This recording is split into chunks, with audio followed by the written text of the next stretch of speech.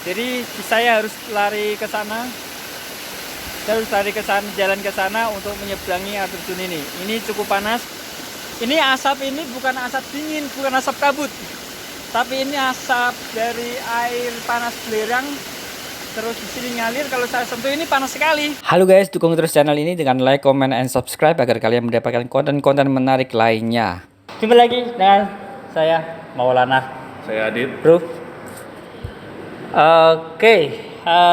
Saya mau sharing masalah ini bro. Kita ada satu produknya Jos ini. Produk ini pernah kita bawa ke Gunung Gede waktu kita melakukan ekspedisi ke alam terbuka, ya. Pengen tahu ini produk apa? Ini produk itu racikan dari kita sendiri, dari organisasi tradisional Ipman Wing Chun. Produk racikan ini itu ceritanya dari muridnya Ipman, seorang tabib. Kemudian muridnya Ipman ini mengasih resep racikan obat itu ke Ipman. Ada formulanya. Dari Ipman dikasihkan ke muridnya, itu Siuman, dari Siuman diberikan ke muridnya lagi, ke Sifu Martin. Sifu Martin instruksi ke teman-teman Wing Chun untuk meracik itu, dan jadilah produknya. Nanti saya akan kasih kuncinya nanti deh, nama produknya apa. Tapi ini saya kasih tahu. Jadi waktu ekspedisi kita di Gunung Gede itu, kita dakinya ini bro ya, aduh itu kita parah banget sih. Nggak maksimal lah kita. Ya, jadi terus terang kita banyak cedera. Banyak cedera. Jadi kita memang dari awal diforsir banget tuh sama pemandunya di awal, karena memang awal kita harus lewat trek yang tidak sesuai ya. Itu kesalahan kita pertama. Jadi ceritanya itu kalau di puncak Gunung Gede itu gimana bro? Di awal-awal itu kita pendakian. Tapi jujur aja ya, ini di Gunung Gede itu kalau aku sendiri pendakian terparah yang kedua ini. Dulu di Sumbing saya daki sama teman saya itu cuma 2 orang musim penghujan. Ya, itu nyampe puncak waktu mau turun kaki nggak bisa gerak lagi, kaki kram. Jadi akhirnya keseret-seret. Jadi mesti turun tuh saya diseret teman saya gitu. Nah kalau pas di Gunung Gede ini, waktu saya daki awal berangkatnya kaki fine. Mungkin karena karena saya udah lama kali faktor tidak pernah mendaki lagi. Sekali di Jakarta ada Gunung Gede, kita cobalah. Saya coba. Saya daki ke Gunung Gede lumayan. Pas trekking pertama sama guide-nya diajar saya sama Adit. Langsung jalannya cepet. Berasa banget tuh. Lah di situ tapi masa masih kuat, kaki masih oke. Saya jalan-jalan bisa lari kok saya bro ya. Iya. Saya bisa lari. Tapi itu dia yang masalah. Dia ketinggalan jauh ceritanya tuh. Tapi jujur sepanjang perjalanan itu badan udah ngop-ngopan tuh. Iya. Badan udah agak remuk ya. Jadi sempat kita tidur di mana itu?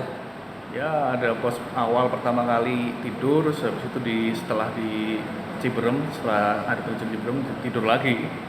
Jadi kita tidur di pos itu, nggak tahu pos apa itu, gelap, nggak ada cahaya sama sekali. Itu kurang lebih sekitar pukul 5 ya. Tapi matahari masih gelap. Ini tidur aja kita. Tapi rasanya kaki udah lumayan tuh, badan juga berasa banget. Nah, kita tidur paling nggak 20 menit kali bro ya. Habis itu kita jalan lagi bro. Jalannya itu kalau di Gunung Gede lewat Cibodas ya. Kalau lewat Cibodas itu jalannya batu. Jadi kalau teman-teman ke sana, kalau bawa sepatu yang keras alasnya, aduh berasa banget tuh. Itu kayak tulang ketemu batu, cepok. Kalau bisa pakai sepatu yang empuk. Sepatu yang ya cukup tebel lah. Jadi antara tulang sama batu itu kita nggak kena nggak kayak tulang sama tulang klotak itu sakit banget itu. Apalagi kalau turun itu berasa bro. Nah di awal kita ini ada tempat menarik di ini lewat Cibodas, itu ada namanya air terjun Ciberem ya. Videonya seperti ini, air terjun Ciberem. Nah air terjun Ciberem ini itu tinggi berapa meter tuh? Sekitar 20 meter bro ya? Ya sekitar 20 meter. Tapi itu airnya gila, dingin banget tuh air Ciberemnya itu. Jadi kalau kalian masuk ke air terjun Ciberem itu, rasanya gimana bro? Kesetrum kaki. Kayak ditusuk-tusuk jarum. Jadi kalau kalian pernah ikut pernah di treatment akupuntur atau dibekam pakai jarum, aduh itu rasanya seperti itu bro, sakit bro. Jadi, tapi tempatnya bagus. Kalau kalian buat pagi-pagi sama family, sama keluarga mau jalan ke Gunung Gede di Ciberem itu cukup rekomendasi. Tempatnya bagus, airnya juga indah, terus air terjunnya tinggi. Kalian bisa explore tempat itu. Perjalanan dari base camp kurang lebih sekitar 1 jam kalau ke air terjun. Tempatnya menarik. Kita jalan berikutnya dari Ciberem ngelewati apa bro? Jalan terus tuh gak ada apa-apa lagi ya. Langsung air panas itu. Itu langsung kita ke air panas. Dari air terjun Ciberem ke air panas kurang lebih sekitar, kalau kita jalan ya, itu hampir 3 jam, 3-4 jam. 4 jam bro, iya. aku hitung. Capek. Soalnya dari air panas kita ke turun itu 5 jam. Itu berasa banget. Tapi terus terang, kalau pemandangan lewat ke Gunung Gede lewat Cibodas itu kanan kirinya kita, aduh, nggak bisa lihat apa-apa. Ya, pohon semua. Semua alas roban. Ya, nggak ada teman. Artinya monyet yang gelandungan tuh nggak ada sana. Kita kanan kiri cuman pohonan, nggak bisa lihat pegunungan lain atau pemandangan yang lain. Jadi udah jalannya bebatuan, nggak ada pemandangan, aduh bosan tuh, suntuk rasanya tuh. Tapi trekkingnya untuk pemula dia enak, tidak terlalu curam bro ya. Iya. Jadi manjatnya itu nggak terlalu kita harus merangkak, itu enggak. Tempatnya oke lah kalau buat pemula, jalannya landai tapi panjang. 5 jam bro untuk nyampe ke air panas. Oke, saat ini kita udah sampai dekat air terjun. Jadi kita tiba di lokasi base camp itu sekitar pukul 3 pagi. Kemudian kita istirahat bersama teman saya. Jam 4 kita baru jalan dari bawah bersama rombongan teman-teman pendaki yang lain. Jalan sekitar dari 4, 5, 6, 7, 8, 9. Saat ini pukul 9. Jadi kita udah jalan sekitar 5 jam. Itu sekitar kurang lebih 1 jam lagi kita akan sampai ke kandang badak. Ya. Di bawah ini nanti kita akan turun melewati air terjun. Nanti teman-teman bisa lihat. Habis itu air terjun sekitar ada 2 kali ya, bro. Ada 2 kali air terjun. Nanti kita akan lihat pemandangan sangat bagus. Jadi kalau pengalaman saya tadi ketika jalan dari bawah ke atas ya pemandangannya lumayan. Trekkingnya oke kalau di Gunung Gede ini. Tapi ketika udah nyampe sini, ketika saya dengar air terjun, rasanya itu sangat indah sekali. Ya, ini tanda tempat di mana kita sudah mendekati dengan air terjun yang kita sebentar lagi akan sampai di Gunung Cibadak. Oke, ikuti jalan terus. Nah, di air panas bisa ceritain bro, air panasnya gimana tuh berasanya tuh? Itu keren banget ya. Jadi kita harus lewatin tebing yang dilewatin air panas. Kita harus berpegangan dengan tali atau kabel tuh yang udah dipasang sama tim dari sana ya Cibodasnya. Tapi itu udah asik kok, udah aman sekali. Yang jelas keren. Itu kalau kaki kalian masuk ke situ ya, itu ada 40-50 derajat kali tuh. Iya. Panas banget. Sepatu saya nyemplung itu langsung saya angkat kaki, aduh. Gila bro, panasnya bro. Nah, saat ini kita ada di air panasnya yang tadi saya cerita. Ini asap ini bukan asap dingin, bukan asap kabut, tapi ini asap dari air panas belerang. Terus di sini ngalir, kalau saya sentuh ini panas sekali. Teman-teman bisa saksikan sendiri. Jadi saya harus lari ke sana. Saya harus lari ke sana, jalan ke sana untuk menyeberangi air terjun ini. Ini cukup panas, cukup ini kalau buat mandi air hangat, kita renang, enak sekali. Oke, jos. Tapi enak kalau ada satu tempat di sana kita ada ngeliat tuh ada anak-anak tuh pendaki juga mereka waktu lewati air sungai, air terjun, bukan air terjun sih, aliran sungai air panas. Nah, mereka rendeman. Kayak enak kalau kalian pegel-pegel waktu mendaki atau pas lagi turun mampir situ, biur air panas itu mantap jiwa. Hati-hati karena itu langsung jurang. Bawahnya jurang ya. Kalian nggak pegang tali atau nggak kepleset gitu langsung terjun ke jurang. Ya. Jurangnya curam. Nah, di air panas tempatnya saya rekomendasi dan itu sangat menantang sekali. Air panasnya itu sangat menantang sekali.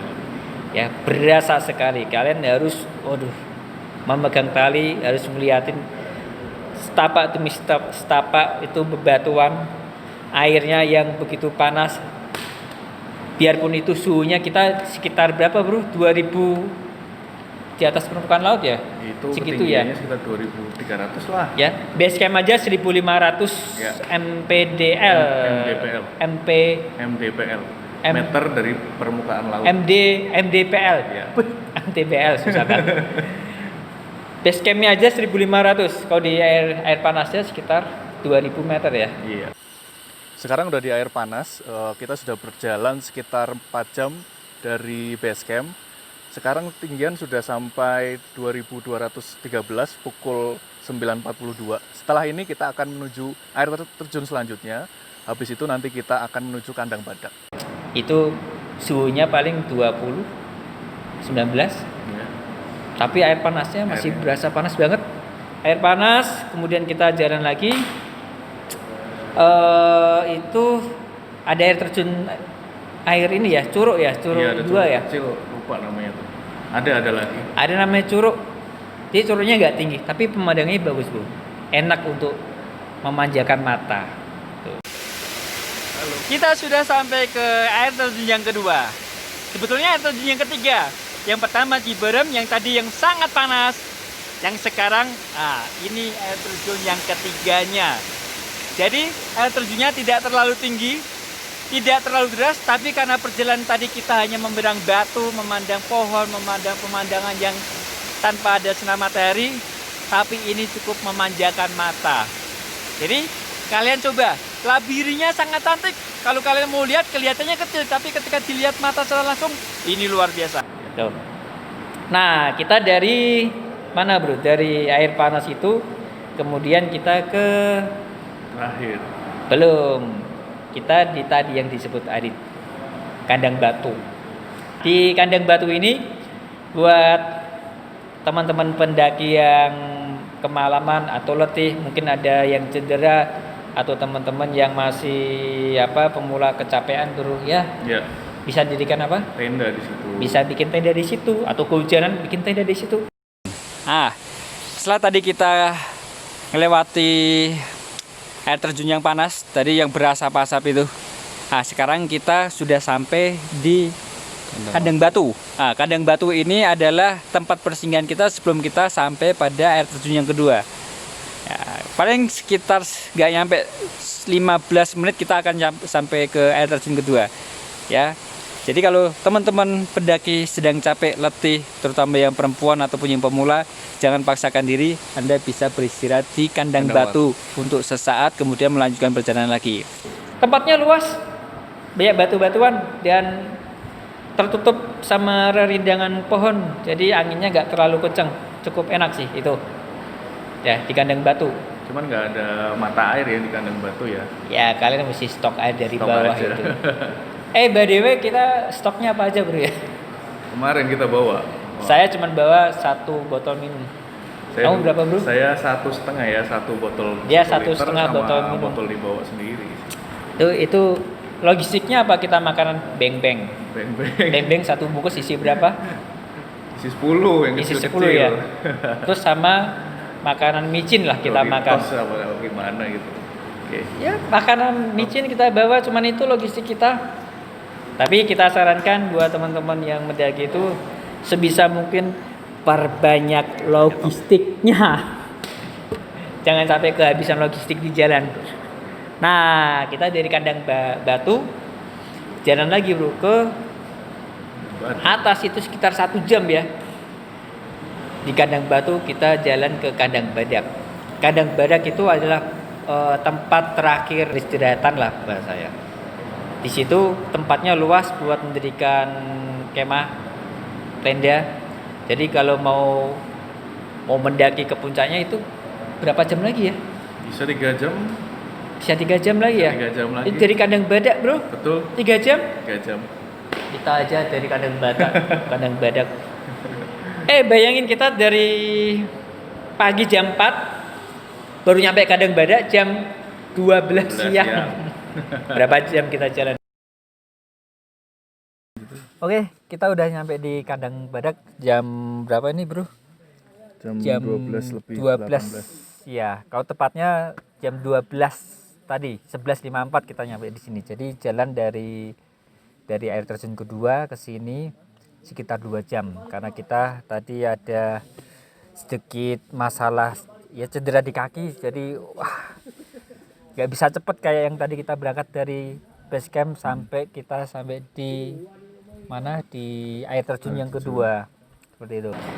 Tapi aku lihat kamu itu waktu perjalanan ke atas ke Kandang Badak, kamu kakinya nggak ini, Bro ya, masalah kayak ya? Kaki saya sih nggak terlalu, Badan kamu ya? Badan itu pegel semua, nggak tahu kenapa, padahal nggak bawa apa-apa, cuman bawa tas kamera aja. Nah, Mas Adit ini dia kakinya dari bawah tadi kakinya udah mulai kram. Tuh, pegel-pegel badannya. Makanya saya mau coba sebuah produk baru, produk bikinan organisasi Wing Chun.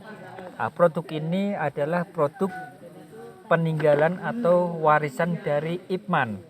Jadi Ip Man dapat resep dari muridnya yang seorang tabib. Nah, obatnya ini bisa mengobati segala jenis penyakit pegel, linu, gatal-gatal. Dapat juga digunakan untuk ketika kita ada memar-memar badan. Dapat juga digunakan untuk memperlancar peredaran darah. Banyak manfaatnya obat ini. Nah, kebetulan kita di sini mendaki dari bawah sampai atas. Badan kita linu bawa tas berat. Kemudian jalur pendakiannya, bayangkan kita jalan dari bawah sampai atas 8 jam non-stop kita jalan terus.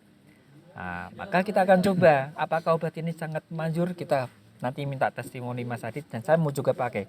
Apa nama obatnya? Ini obat Master Yip ya. Dapat Anda peroleh di mana? Di toko Wing Chun Shop ya. Toko Wing Chun Shop adalah toko Wing Chun, organisasi Wing Chun tradisional Ip Man Wing Chun Indonesia. Saya coba ke Mas Adit. Kita buka, masih segelan. Saya minum dulu ya. Bentuknya begini ya, semprot. Oke. Nah, ada tulisannya Master Ip. Oke. Nah, Mas Bro yang pegel mana? Pundak nih kayaknya nih. Pundak ya. Oke. Ya, pundak dulu. Dia pundaknya pegel nih. Nah, caranya dengan cara dia apa? Disemprot badannya.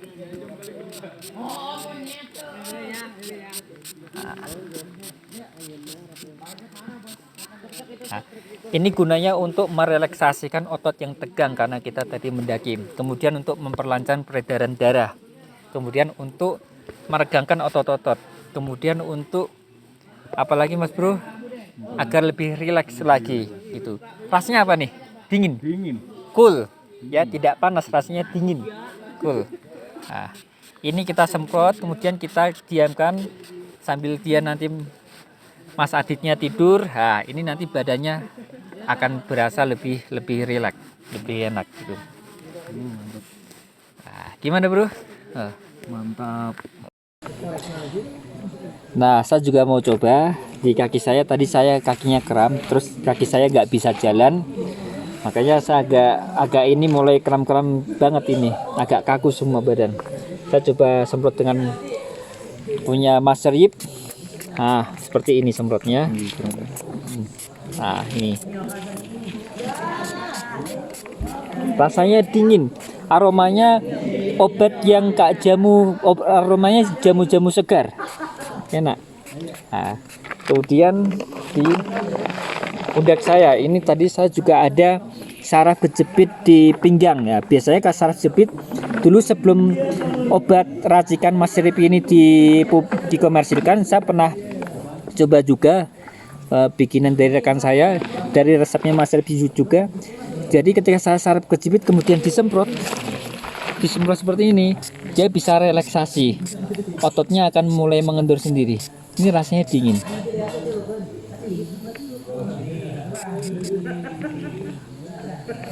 Nah, mantap pokoknya. Silakan dicoba. Kamu gimana? Ya biasa. Testimonimu? Biasa sih kalau habis dari pulang naik gunung ya, itu mungkin bisa seminggu kalau saya.